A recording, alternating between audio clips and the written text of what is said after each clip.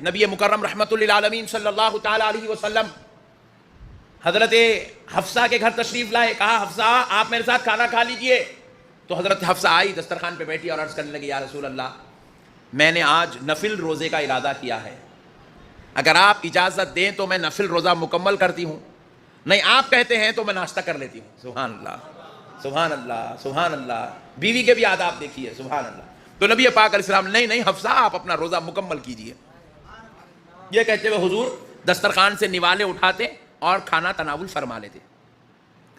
جتنا حضور کی طبیعت کی, حضور تو کوئی زیادہ نہیں کھاتے تھے, کبھی 3 نوالے کبھی 7 نوالے, حد ہو گئی بہت زیادہ فاقہ ہو گیا تو 11 نوالے.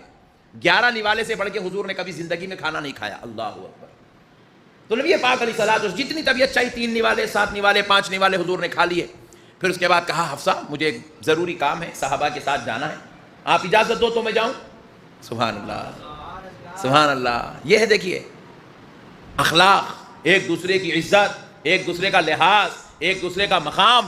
کہا بالکل یا رسول اللہ آپ ضرور تشریف لے جائیں. نبی پاک علیہ السلام اپنے کام سے تشریف لے گئے. پورا دن حضور پاک علیہ السلام مصروف رہے.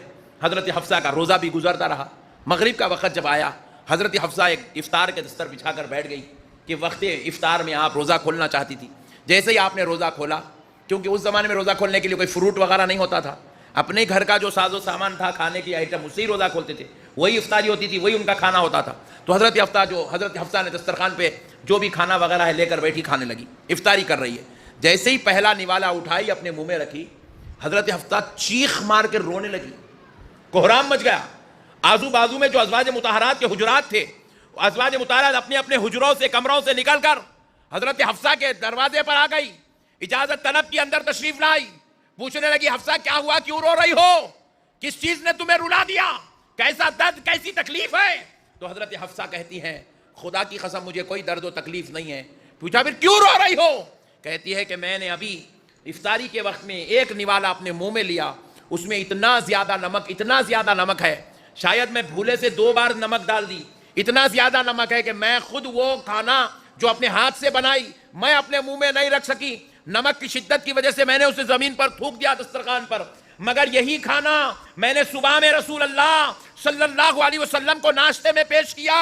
آقا علیہ السلام یہ کھانا تناول فرمائے, نہ آپ کی پیشانی پہ بلایا, نہ زبان پہ شکوہ شکایت آئی, نہ آپ نے مجھ سے کچھ کہا, اور آپ تشریف بھی لے گئے. اللہ اکبر کبیرہ. تو حضرت حفصہ کو ازواج مطہرات نے تسلی دی, آپ خاموش ہوئی. پھر جب رسول اللہ آئے تو حضرت حفصہ کہنے لگی یا رسول اللہ, آقا آپ پر میرے ماں باپ قربان, یا رسول اللہ آپ اگر مجھ سے کہہ دیتے تو میں آپ کو دوسرا کھانا بنا کر دے دیتی. میرے آقا اس میں اتنا زیادہ نمک ہے کہ میں خود بنانے والی اس نمک کے کھانے کو کھا نہ سکی, مگر آپ تناول کر گئے. میرے آقا آپ نے تکلیف کیوں برداشت کی. تو نبی پاک علیہ السلام فرماتے ہیں حفصہ میں ایسے کھانے اور 4 بار کھا سکتا ہوں, لیکن میں کچھ کہہ کر تمہارا دل نہیں توڑ سکتا, میں تمہارے دل کو آزاری نہیں کر سکتا, میں تمہارے دل پر اذیت اور بوجھ کا سبب نہیں بن سکتا.